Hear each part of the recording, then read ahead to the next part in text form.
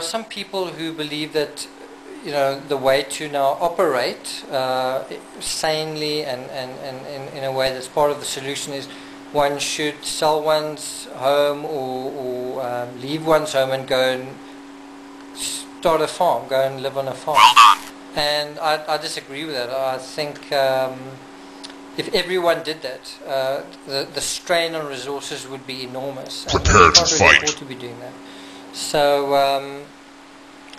I would recommend more a scenario of becoming more efficient in what we do every day, consuming less meat, and changing our demands, the demands we have of one another. I think we should be more focused on having relationships with people rather than this very machine-like way we treat people. We tend to discard relationships. We don't have a sense of community. More of a cooperative sense, sharing more, less a case of that's mine and I own that, and more a sense of this is ours, right? It's our world that we share together at the same time.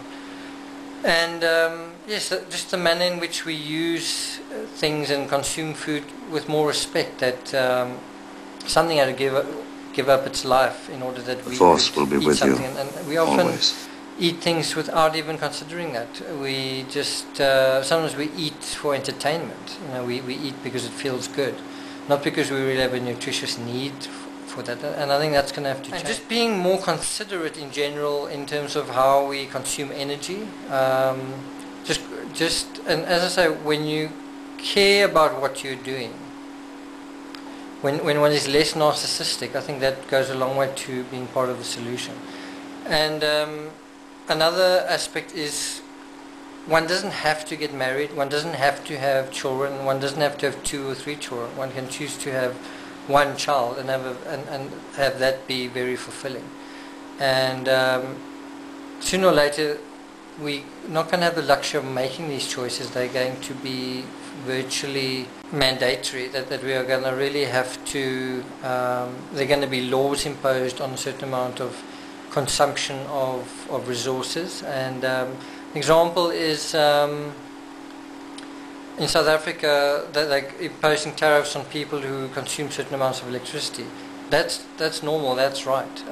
Also on the amount of gas one puts in one's car, petrol in one's car, that's going to be taxed, and that's right, because we shouldn't be using it indiscriminately. We shouldn't be using it without even thinking about it.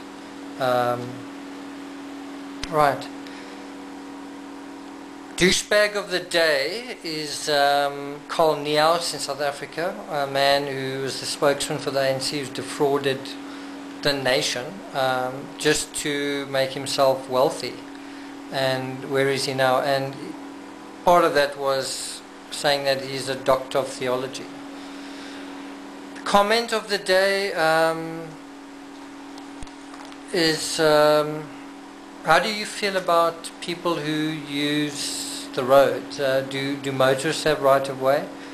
And I really believe if we can just show more consideration to cyclists. Cyclists are not using any energy. It's a community-based sport. You know, you have cyclists who ride and they talk to each other. And motorists seem to hate this idea of cyclists riding side by side.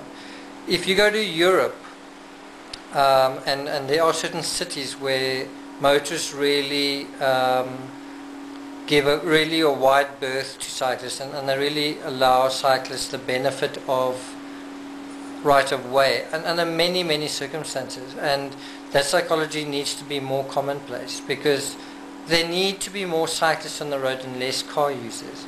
And when we respect the life of any person on the road, whether it's another person in a car, a person on a bicycle, a person crossing the street, and especially someone who's doing something wrong where they shouldn't be there, you in your car, you don't get to say you shouldn't be doing that and I will now show you that.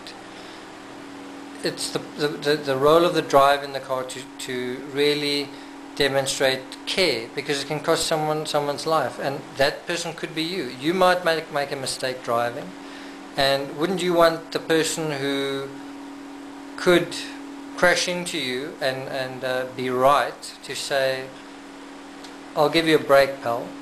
So what do you think about that? What is your comment on road users and how we should use the roads? Let me know. Thank you for thank you for listening.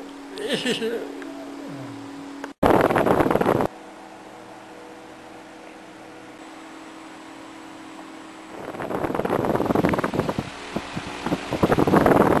was a vegetarian, which is quite interesting.